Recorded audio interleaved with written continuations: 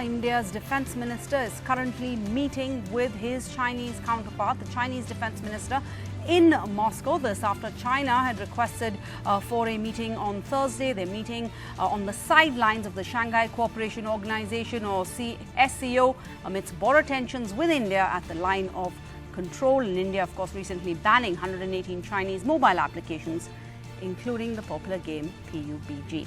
Let's go across to Vishnu Som. Vishnu, the significance of this meeting, of course, huge, because it is the first political contact between the defence ministers of these two countries after that border row. Yeah, it is the first sort of contact between the defence ministers, but it needs to be stressed that political contacts have been happening now for the last several months.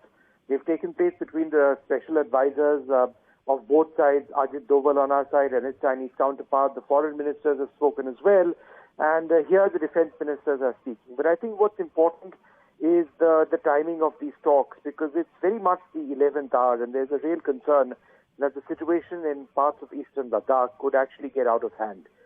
In the South Pangong Lake region, for example, there is this incredible build-up of forces of both sides. India has preemptively taken positions on the heights over there to prevent any Chinese move.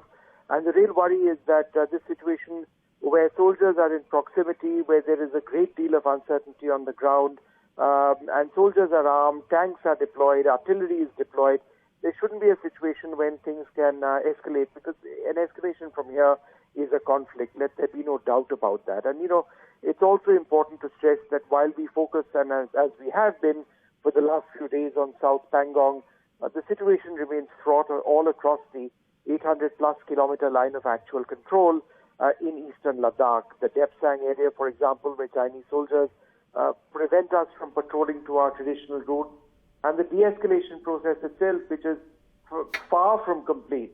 So this is very much the 11th hour, and, time is not on anybody's side. It's not on the Chinese side.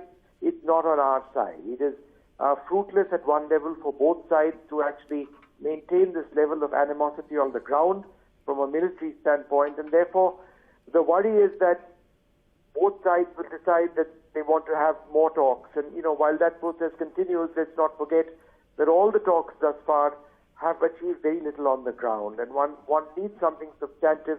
Will the Chinese agree? All right, so the clock is ticking. Vishnu Som reports. Thanks, Vishnu, for that update. The visuals you're seeing on your screen right now are of that meeting between the defence ministers of both India and China. That first political meeting at that level, at the level of defence ministers after that border row, this coming even as on the ground back home there's a major force build-up of Chinese tanks and infantry forces in the South Pangong region of eastern Ladakh. This after the Indian Army seized the initiative and gained control of several key heights in the area on the 30th of August.